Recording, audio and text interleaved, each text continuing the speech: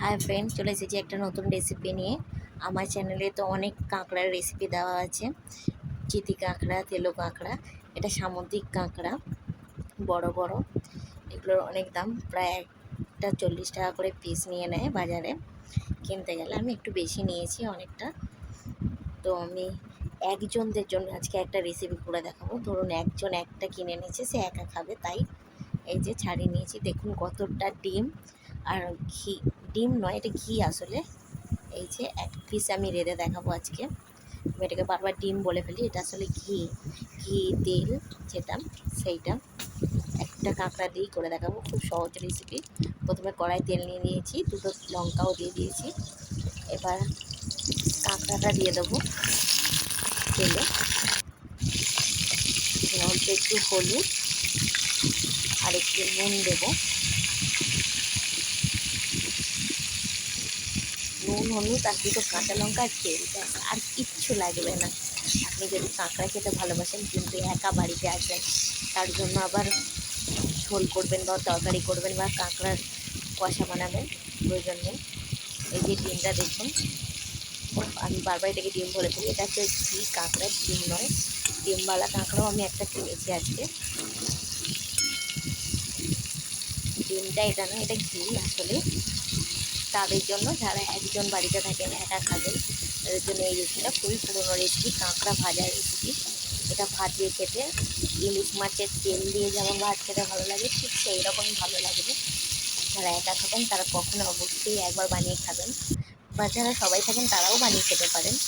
কাঁকড়া বেশি ভাজতে নেই, আমি বেশি ভাজবো না, কম ভেজেই ফেলে নেবো, কিন্তু এই অল্প ভাজাতেই পুরো ঘিটাও সেদ্ধ হয়ে যাবে আর টেস্টি হয়ে যাবে। ঘি একটুখানি বেরিয়ে তেলের সাথে ঘিয়ের একটা বেশ সুন্দর গন্ধ, টেস্ট এসে যাবে। আপনি গ্যাসটা বন্ধ করে দেবো। এবার আমার ভাজাটা হয়ে গেছে, গ্যাসও আমি বন্ধ করে দিয়েছি, একটু একটু নিজে নিজে তাও ফুটছে। এবার আমি ভাতের সাথে এটা নিয়ে নেবো ঢেলে। এই যে ভাতটাকে একটা পেঁয়াজ একটু নুন দিয়ে ডেকোরেট করে নিয়েছি। পেঁয়াজ লাগবেই না, এত সুন্দর খেতে হবে। আপনি শুধু নুন দিয়ে, লঙ্কা দিয়ে আর কাঁকড়া দিয়ে মেখে ভাতটা খেয়ে নিতে পারবেন। আমি একটু মেখে খেয়ে দেখাচ্ছি আপনাদেরকে, আর নিশ্চয়ই আপনারাও বাড়িতে এটা বানিয়ে খাবেন। খুবই সুন্দর একটা রেসিপি। এই যে কাঁকড়ার ঘিয়েই কত সুন্দর হয়েছে। আমি ঘিটাকে বারবার ডিম বলে ফেলি ভুল করে। একটু ডিম দিয়ে মেখে জাস্ট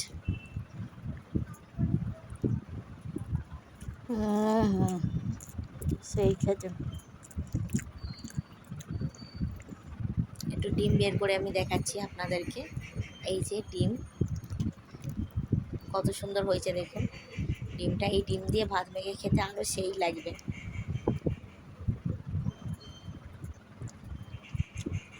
দারুণ খেতে।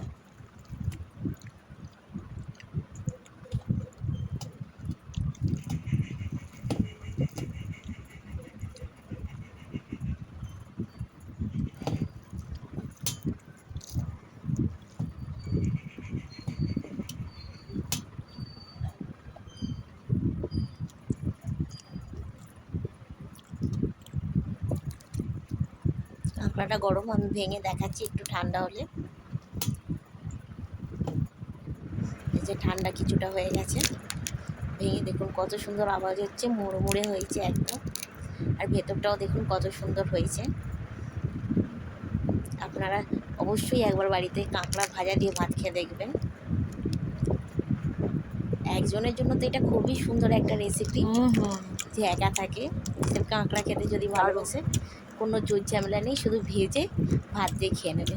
দারুণ হয়েছিল, দারুণ।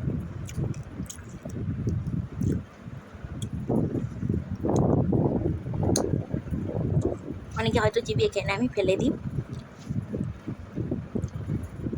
দারুণ খেতে হয়েছে, দারুণ।